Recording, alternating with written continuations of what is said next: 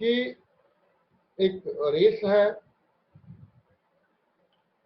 बहुत सारे लोग भाग ले रहे हैं, बहुत सारे दर्शक हैं, और लगातार दर्शकों में से ये आवाज आ रही है, अरे नहीं नहीं नहीं, टारगेट बहुत बड़ा है, टारगेट बहुत मुश्किल है, वहां तक कोई नहीं पहुंच पाए।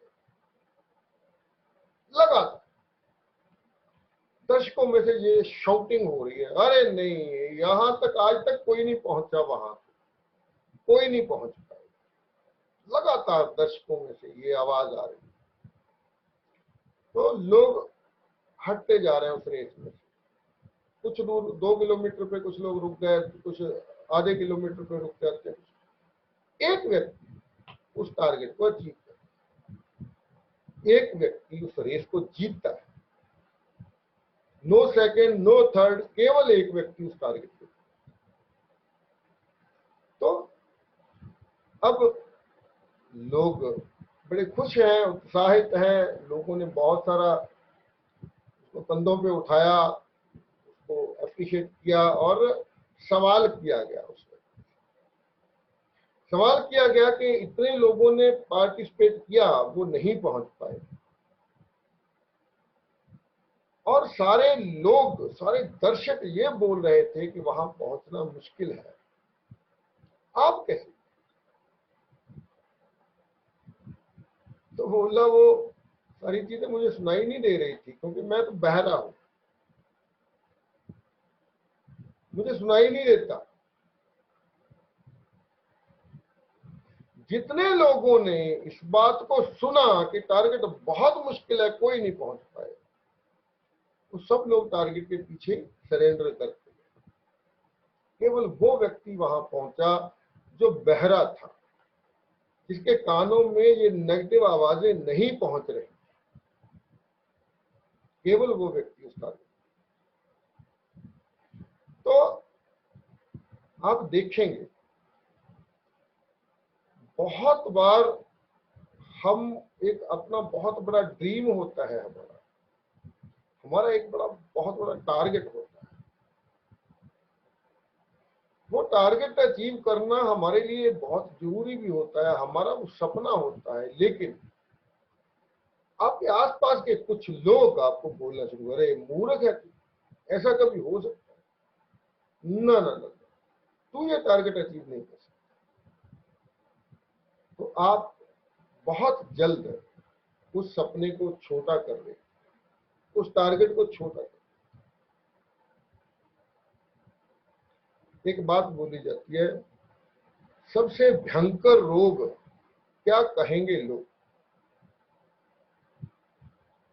जब हम ये सोचते हैं कि अगर मैं ये काम करूंगा तो लोग क्या कहेंगे, जब हम उन लोगों की परवाह करना शुरू कर देते हैं जो लोग इस समाज में केवल ये काम करते हैं कि उनको लोगों को आगे नहीं बढ़ने देना, जीवन में उन लोगों ने कभी खुद कोई बड़ा काम नहीं किया है, और उनका पूरा का पूरा जिंदगी का एक मकसद होता है कि मैं खुद नहीं कर पाया, इसलिए मैंने किसी को करने भी नहीं दिया। आप देखेंगे जैसे ही आप लोगों में इस बात को लेके जाए, आप कल्पना कर सकते हैं कि डॉक्टर विश्वरूप राय चौधरी जैसे व्यक्ति का कोई विरोध कर सकता है? अरे जो व्यक्ति मानवता की सेवा के लिए एक इतनी अच्छी चीज निकाली, जिसने इतनी अच्छी चीज की इन्वेंशन की, उसका विरोध कोई कैसे कर सकता है? फिर भी लोग हैं ना, कितने लोग हैं जो उनके खिलाफ वीडियो बना बना के डालते हैं, ये तो जी लोगों को गुमराह कर रहे हैं, ये तो जी गलत बोल रहे हैं, ऐसा कभी हो ही नहीं सकता, ऐसा कभी हो ही नहीं सकता। अगर आप उन लोगों की परवाह करेंगे तो आप जीत नहीं पाएंगे, आप अपना टारगेट अचीव नहीं कर पाएंगे।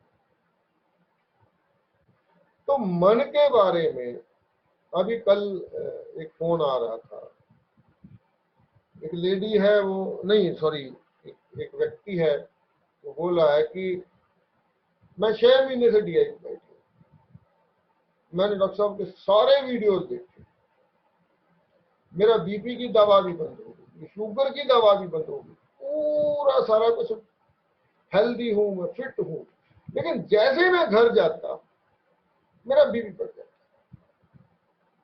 बच्चे कहना नहीं मानते, मैं उनको कुछ करने के लिए बोलता हूं तो मेरा कहना नहीं मानते। जब वो कहना नहीं मानते मुझे गुस्सा आता है, बीपी बढ़ जाता है।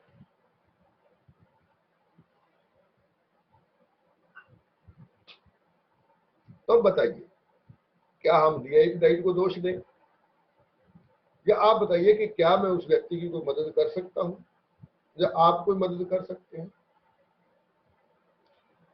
सिर्फ इतना बोला कि इस मामले में आपको खुद अपनी मदद करो। अगर अपने बच्चे आपके कहना नहीं मानते हैं तो आप, कोई बात नहीं, नहीं मानते तो ना सही, आप गुस्सा करते हैं, उससे आपकी तबीयत बिगड़ती है, तबीयत बिगड़ती है, आप बीमार होंगे, आगे जाके पता नहीं कौन कौन से नुकसान, आपको अचानक हार्ट अटैक भी हो सकता है। नुकसान किसका कर रहे हैं? तो ये तो हमें इस बात पे पूरा ध्यान देना होगा, पहले हमें खुद, उसके बाद हम लोगों को सिखा पाएंगे। हमारा रिमोट कंट्रोल हमेशा हमारे हाथ में होना,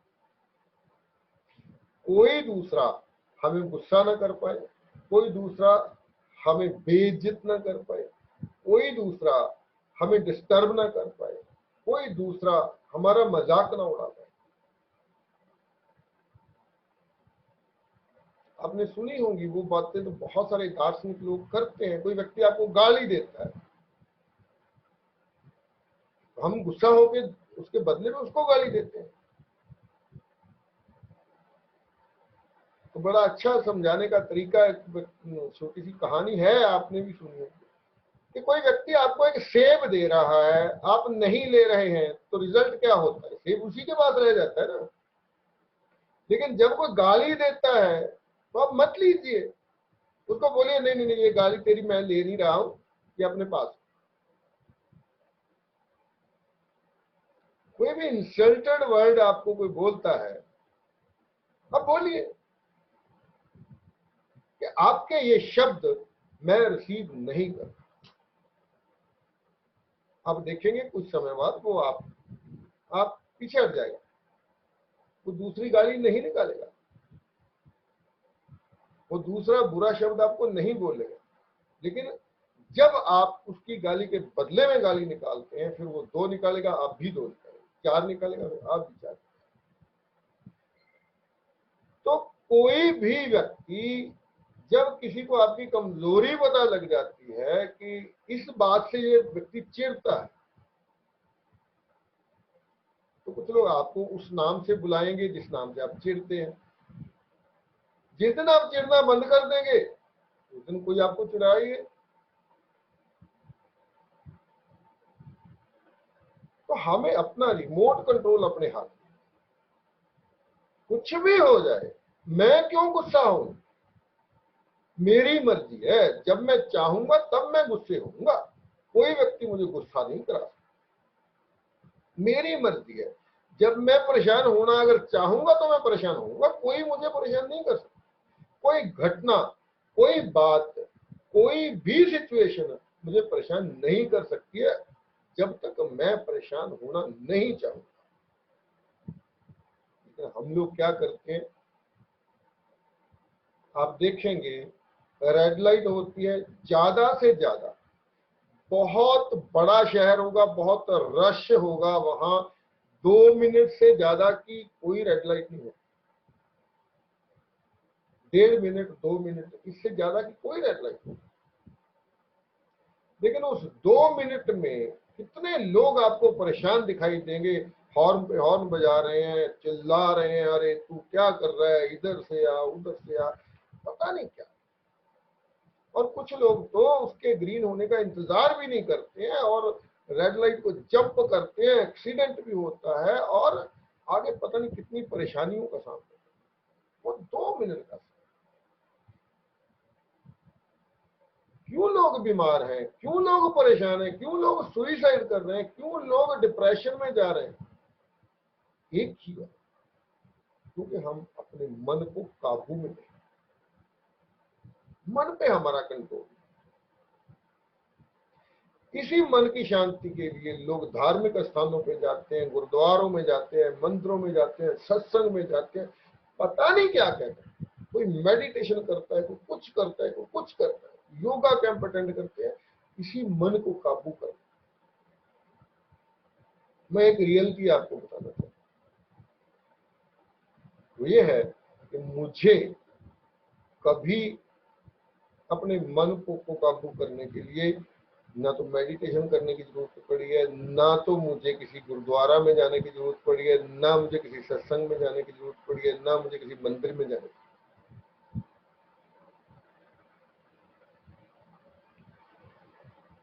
हम अलग अलग तरह के सहारे ढूंढते हैं। जब हमारा मन कमजोर होता है, क्यों हम किसी की शरण में जाते हैं? किसी की शरण की जरूरत हमें तभी पड़ती है जब हमारा मन कमजोर है। अगर हमारा मन मजबूत है तो हम किसी की शरण में नहीं जाए, जरूरत नहीं है। किसी से एजुकेशन लेनी है, सीखना है, वो अलग चीजें हैं।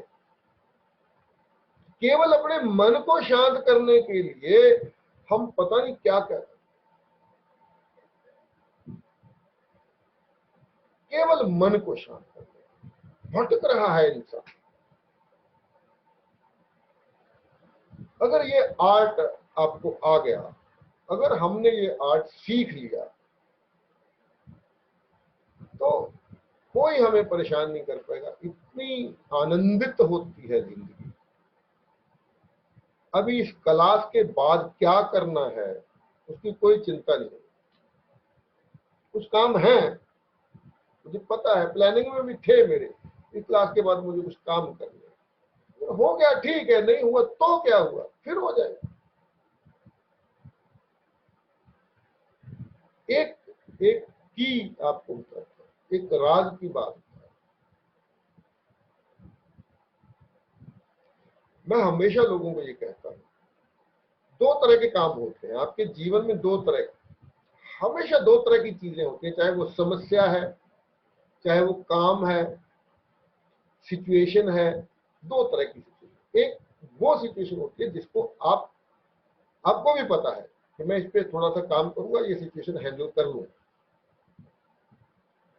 मैं थोड़ा समय दूंगा, ये काम मैं कर लूंगा।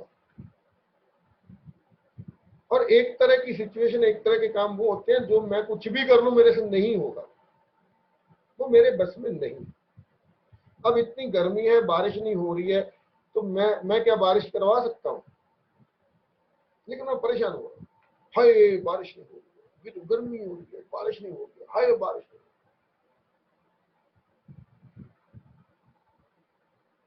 जो चीज आपके बस में है, क्या उसके लिए आपको टेंशन लेना चाहिए? वो तो आप कर लेंगे। टेंशन लेने की बजाय थोड़ी सी हिम्मत कीजिए ना, करना शुरू कर दीजिए काम को, काम हो जाएगा। टेंशन किस चीज? और जो चीज आपके बस में नहीं है उसके लिए टेंशन लेंगे तो होगा क्या? कुछ हो पाएगा? आप रेड लाइट पे खड़े, हाय क्यों हरी नहीं हो रही है, क्यों? आपके बस में थोड़ी है, वो तो ऑटोमेटिक सिस्टम है, ग्रीन होगी तो आप चलेंगे। जो चीज आपके बस में है उसकी टेंशन मत लीजिए, उसको तो आप कर ही लेंगे। जो चीज आपके बस में नहीं है उसकी टेंशन लेने से कोई लाभ नहीं। कुल मिला किसी भी सिचुएशन में अपने मन से काबू खोइए मत, अपने मन को अपने काबू। सामने वाले व्यक्ति को पता चल जाए कि मैं इस व्यक्ति को डिस्टर्ब नहीं कर सकता, तो आप देखेंगे आपको ऐसा कोई व्यक्ति मिलेगा ही नहीं जो आपको लगेगा कि ये व्यक्ति मुझे डिस्टर्ब कर। सामने वाले व्यक्ति को पता हो कि मैं इस व्यक्ति को कुछ भी कर लूं ये चिढ़ेगा नहीं, मैं कुछ भी कर लूं ये गुस्से में नहीं आएगा। तो आप देखेंगे आपको लोग चिढ़ाना भी बंद कर देंगे, गुस्सा दिलाना भी बंद कर देंगे। आपको सब लोग, आपको ऐसा लगेगा कि जैसे आप सारा कुछ आपके कहने से चल रहा है, ऐसा लगेगा। अब अगर बच्चे आपका कहना नहीं मान रहे हैं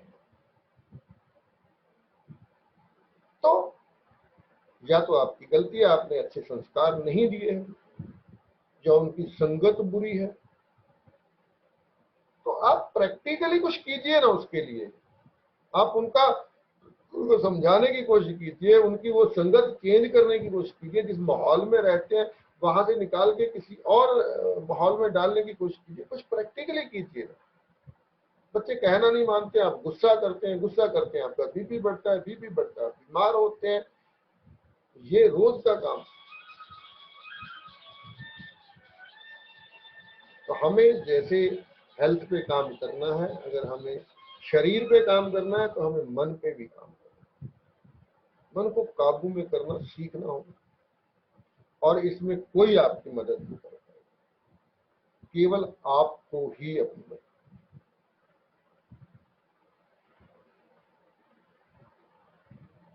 लंबा हो जाएगा और टॉपिक छेड़ेंगे तो 10 बज चुके हैं।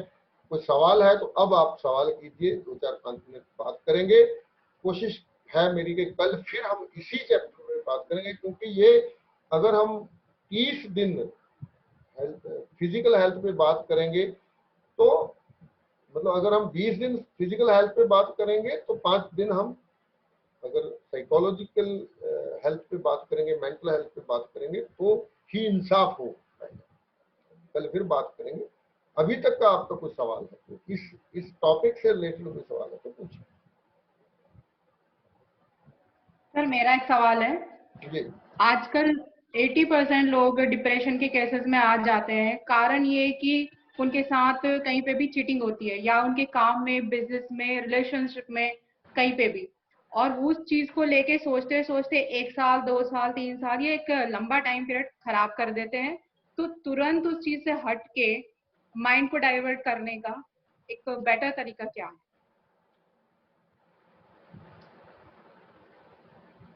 देखिए, इसका सबसे अच्छा तरीका यह है कि हमें नॉलेज लेनी है, हमें पढ़ना होगा, बहुत सारी किताबें पढ़नी है, बहुत सारी नॉलेज लेनी है। क्योंकि हमें एनालाइज करना होगा हर स्थिति को। मान लीजिए आज मेरे साथ कोई धोखा होता है, या मैं आपको एक एग्जांपल बताता हूं। मैं कंपनी में काम कर रहा हूं, नेटवर्क कंपनी, बहुत सारी टीम बिल्ड की मैंने, बहुत अच्छा, 3 लाख के करीब मेरी पे आउट था। अचानक अगले दिन समाचार छपता है, राजस्थान की कंपनी थी, तो राजस्थान सरकार ने एक रात में ही उस तरह की 16 कंपनियां बंद कर। 3 लाख रुपए महीना कमाने वाला व्यक्ति सेकंड डे उसकी इनकम 0 हो जाए। जब शुरू से मेरा स्वभाव ऐसा रहा है कि पैसा अगर आ रहा है तो उसको खर्चो, खाओ, जमा करने की क्या जरूरत है, कमा तो रहे ही हो आप। तो सेविंग की तरफ कोई ध्यान नहीं दिया, कभी गाड़ी नहीं ले ली, कभी कुछ ले लिया, कभी कुछ ले लिया, खर्चा करते रहे। तो उस स्थिति में मैंने पढ़ा था, मैंने सुनी थी ऐसी चीजें। एक कहानी आती है ना, पता नहीं कौन सी क्लास की किताब में कहानी आती है, एक राजा की कहानी है। वो हार के, कई बार लड़ाई लड़ता, हार के एक गुफा में छुप जाता है, वो हार मान लेता है। वहां वो एक मकड़ी को देखता है। वो मकड़ी जाला बनाने की कोशिश करती है, दीवार पे चढ़ती है, गिर जाती है, फिर करती है, फिर गिर जाती है।